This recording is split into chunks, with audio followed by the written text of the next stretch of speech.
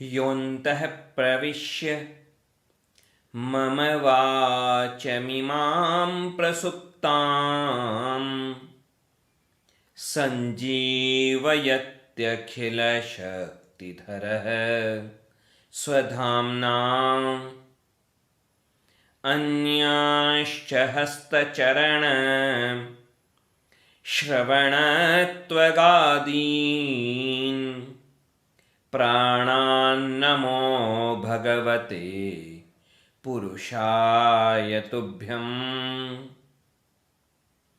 श्रीवीरराघवदयार्द्रकृपावतारम् श्रीजानकीश पदपद्मपरागभृङ्गम् श्रीश्रीधरार्य चरणाम्बुजलग्नमौलिं श्रीदेशिकार्य घनश्यामगुरुं नमामः।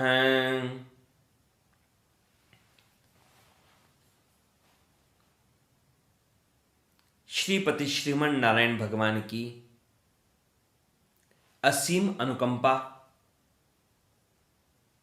कि जो आज गीता जयंती का पावन अवसर,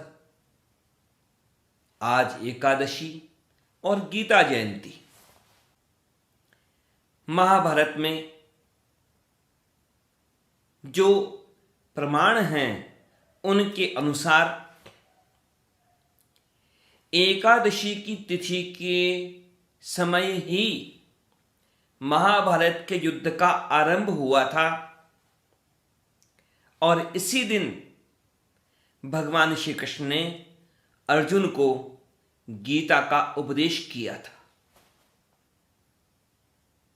श्रीमद् भगवद गीता भगवान की वाणी, भगवान का उपदेश, भगवान के श्रीमुख से उपदेश प्राप्त हुआ था, अर्जुन के माध्यम से प्राप्त हुआ, लेकिन केवल अर्जुन के लिए नहीं था, हम सब के लिए था भगवान का यह उपदेश। श्रीमद् भगवद गीता में 18 अध्याय हैं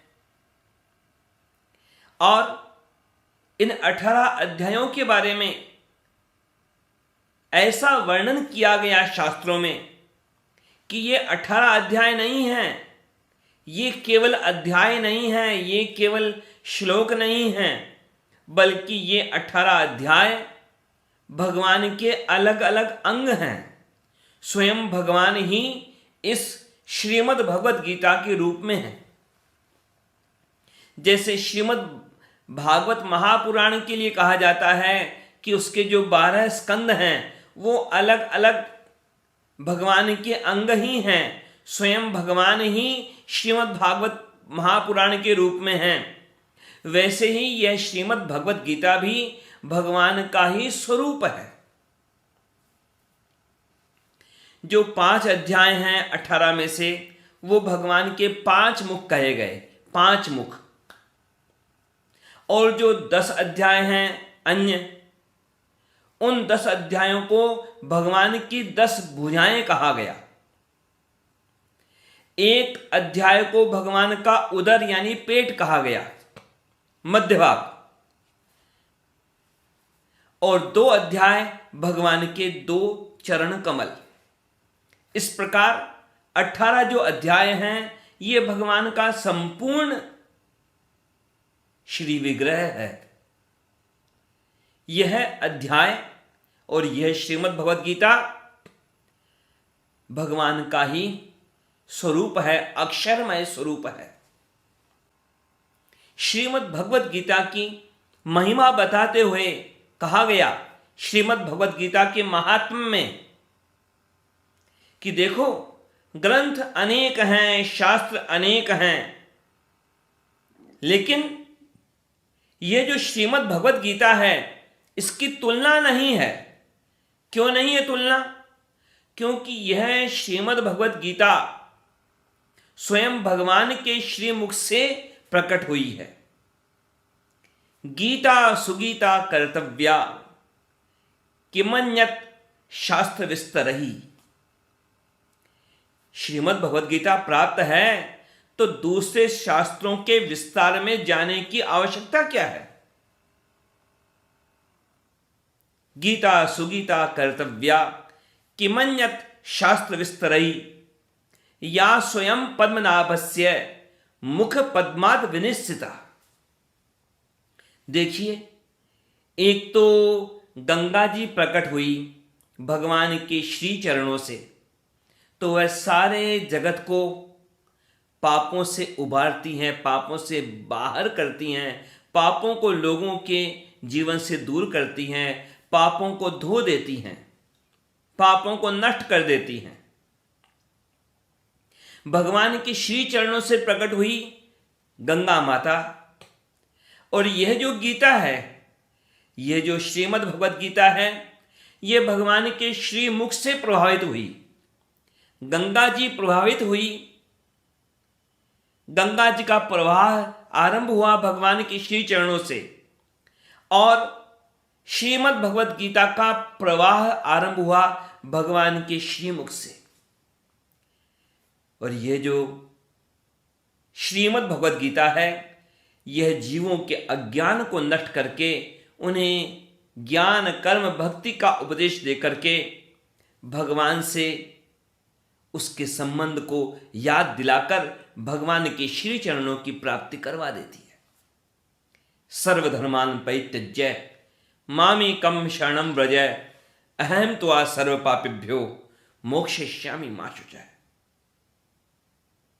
भगवान का यह जो चरम श्लोक के रूप में, शरणागति मंत्र के रूप में जो उपदेश है, यह गीता का ही तो सार है। सारे वेद, चारों वेद, चार उपवेद और वेदों के 6 अंग, उन सब का जो सार है, उनका जो उत्कृष्टतम रूप है, वह है वेदांत। वेदांत यानी वेद का अंत, यानी वेद का चरम। यहां अंत का तात्पर्य है चरम, यानी सबसे श्रेष्ठ ज्ञान। वेदों का जो सबसे श्रेष्ठ ज्ञान है, वह उपनिषदों के रूप में है।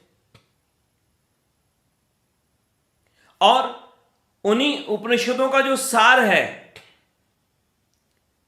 वह प्रकट हुआ भगवान के द्वारा इस श्रीमद् भगवद गीता के रूप में। एक बड़ा सुंदर रूपक कहा गया इस बारे में कि मानो सारे उपनिषद तो हैं मानो गाय। सारे उपनिषद हैं मानो गायें, और उन गायों का जो दूध दूहने वाला कौन है? दूध दूहने वाले तो हमारे श्री कृष्ण भगवान। भगवान श्री कृष्ण तो ग्वाला के रूप में रहे, बहुत लीलाएं की उन्होंने। तो भगवान श्री कृष्ण है ग्वाले, गौओं का दूध दूहने वाले। तो यहां सारी गायें कौन है कि सारे उपनिषद जो हैं वो गौओं के रूप में हैं। यहां पर सारे के सारे जो उपनिषद हैं वो मानो गौएं हैं, और भगवान श्री कृष्ण मानो हैं उनके ग्वाले, गौओं को दूध दूहने वाले। और जो अर्जुन है वह क्या है कि यह है बछड़ा। जब तक बछड़ा नहीं होगा गाय के सामने, तब तक गाय दूध नहीं देती। ये एक स्वाभाविक बात है। आरंभ होता है दूध देने का गाय के द्वारा कि जब पहले बछड़ा गाय के थन पर मुंह लगाए, तब गाय दूध देना आरंभ करती है। ये एक स्वाभाविक प्राकृतिक क्रिया है। और अर्जुन यहां पर बछड़े के रूप में है, माध्यम हुआ कि सबको दूध मिल सके। और जितने ज्ञानी हैं, जितने भक्त हैं, वो सब हैं उस दूध का पान करने वाले। और ये दूध क्या है? ये दूध है श्रीमद् भगवद गीता रूपी अमृत। सर्वोपनिषदो गावो दोग्धा गोपाल नंदन पार्थो वत्सः सुधीर भोक्ता दुग्धम गीतामृतम महत। आगे भी बड़ी सुंदर बातें कही गई इस बारे में कि स्नान करता है व्यक्ति कि ताकि शरीर का मैल मिट जाए, साबुन लगाता है और फिर साबुन को पानी से वापस हटाता है, शरीर को स्वच्छ करने के लिए स्नान करता है, रोज रोज करता है, पता नहीं कब से करता आया है। अब शरीर का मैल छुड़ाना हो तो जल से स्नान करना होगा और पापों के मैल को दूर करना हो तो गंगा जी या अन्य जो तीर्थ हैं उनमें स्नान करना होगा। लेकिन सारे के सारे अज्ञान को मिटाने के लिए, अज्ञान रूपी मैल को मिटाने के लिए संसार में जो उलझे हुए हैं, ये जो काम क्रोध लोभ मोह छल कपट राग द्वेष, पता नहीं कितने तरह के दोष हैं, इन सबको मिटाने के लिए एक ही उपाय है कि यह जो श्रीमद् भगवद गीता रूपी जो सरोवर है इसमें डुबकी लगाई जाए तो सारे दोष मिट जाएंगे। मल निर्मोचनम पुंसाम जल स्नानम दिने दिने सकृत गीतांभसि स्नानम संसार है मलनाशनम। अब जिनको संसार ही अच्छा लगता है, संसार में ही अपने मन को अटकाए रखना, संसार में ही अपने मन को अटकाए रखना जिनको अच्छा लगता हो, जिनको संसार की ही धन संपत्ति मान सम्मान उनमें ही अपने मन को जो अटकाए रखते हैं, उनकी तो बात क्या कही जाए। लेकिन जो संसार के बंधनों से मुक्त होकर भगवान के श्री चरणों की प्राप्ति चाहते हों, संसार के सारे बंधनों से जो मुक्त होना चाहते हों, उनके लिए तो श्रीमद् भगवद गीता से बढ़कर किसका सहारा। लोग कभी चाय पीते हैं, कभी दूध पीते हैं, पानी तो पीते ही रहते हैं और भी पता नहीं क्या क्या पीते हैं, लेकिन वास्तव में तो ये जो गीतामृत है, इसका जो ज्ञान है, इसका जो पान कर ले, गीता रूपी गंगा जल का जो पान कर ले, उसका पुनर्जन्म नहीं होता। वह संसार के बंधनों से मुक्त होकर भगवान के श्री चरणों की प्राप्ति कर लेता है। भारतामृत सर्वस्वम विष्णुवक्ता विनिश्चितम गीता गंगोदकम पीत्वा पुनर्जन्म न विद्यते। गीता गंगा का जो आचमन कर ले, जिस गीता के ज्ञान का हृदय में आस्वादन कर ले, फिर उसका पुनर्जन्म नहीं होता, वह तो भगवान के श्री चरणों की प्राप्ति कर लेता है। यद गतवान निवर्तन्ते तद्धाम परमम मम। बड़े से बड़े पुण्य कर लो, बड़े से बड़े दुनिया की दृष्टि में बड़े बड़े पुण्य कर लो, पर उन पुण्यों का फल स्वर्ग में जाके भोग लो, लेकिन वापस आना पड़ेगा संसार के बंधनों में ही। लेकिन यह जो गीता का ज्ञान है, भगवान की श्रीमुख से प्रकट हुआ हुआ ज्ञान, इसका जिसने अनुभव ले लिया वह पुनर्जन्म के बंधन से मुक्त हो जाता है। पुनरपि जननम पुनरपि मरणम पुनरपि जननी जठरे शयनम, इस क्रम से वह बाहर हो जाता है। गीता जयंती तो हमें अवश्य ही गीता का मूल पाठ तो करना ही चाहिए। वैसे तो रोज ही कुछ न कुछ स्वाध्याय होना चाहिए, लेकिन एक दिन तो गीता जयंती के दिन तो गीता का पूरे श्लोकों का, पूरे 18 अध्याय का पाठ अवश्य करना चाहिए।